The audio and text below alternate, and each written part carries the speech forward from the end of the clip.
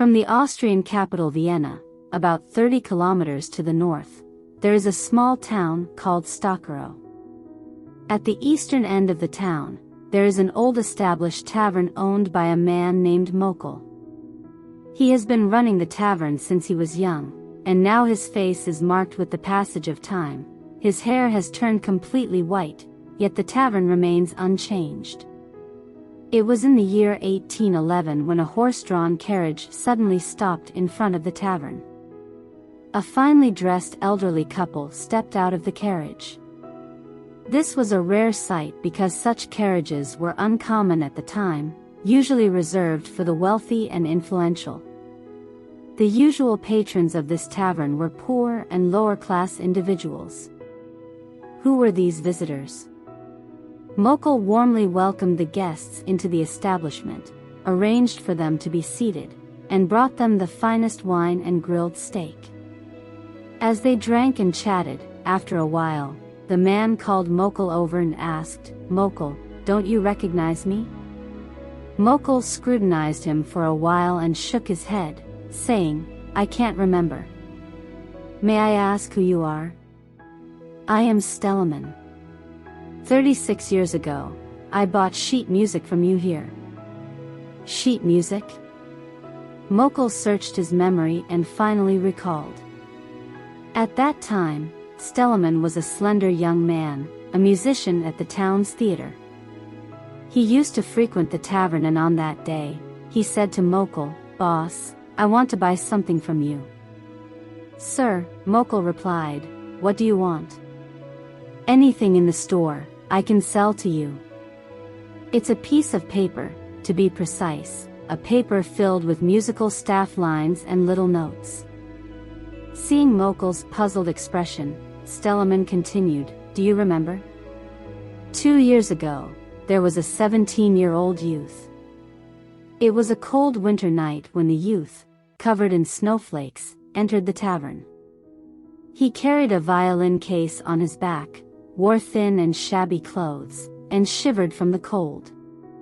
He ordered a glass of wine and sat down, slowly drinking while writing something on a piece of paper.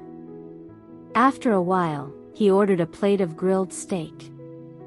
He wrote with great concentration, enjoyed his meal, and only realized when he was about to leave that he had no money to pay for the wine and steak. Feeling embarrassed, the youth said to Mokel, "It wasn't intentional. Otherwise, I won't leave tonight. I'll stay here and play the violin for your guests." Mokel agreed. The youth started playing the violin, and his music was excellent, like a beautiful stream flowing through the tavern. The guests were enchanted. When he left the sheet music in the tavern. Mokel's tavern never played his composition again, but the sheet music remained. Mokel found it and gave it to Stelamon. Stelamon exclaimed excitedly, It's the one. This is fantastic. How much do you want for it?" Mokel thought for a moment and said, "It's a beautiful piece. It's worth 100 glasses of wine and grilled steaks." He said it jokingly, but in reality, he just wanted some money for something that was of no use to him, just a piece of scrap paper.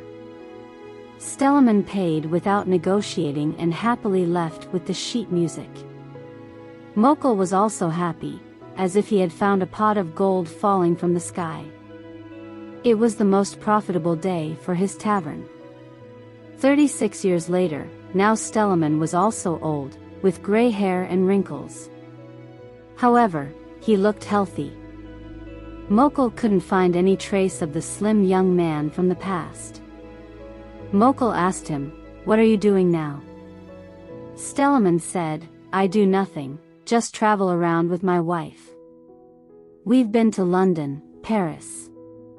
"Isn't that going to cost a lot of money?" "It doesn't matter, the money I earned in my lifetime can't be spent." Mokel asked, "What business are you in that you make so much money?" Stelamon said, "I only did one deal. I spent the money equivalent to 100 glasses of wine and grilled steaks, and later I earned enough money to buy 100 taverns like yours." He told Mokel that the young man playing the violin was Mozart, who died in 1791 at the age of 35.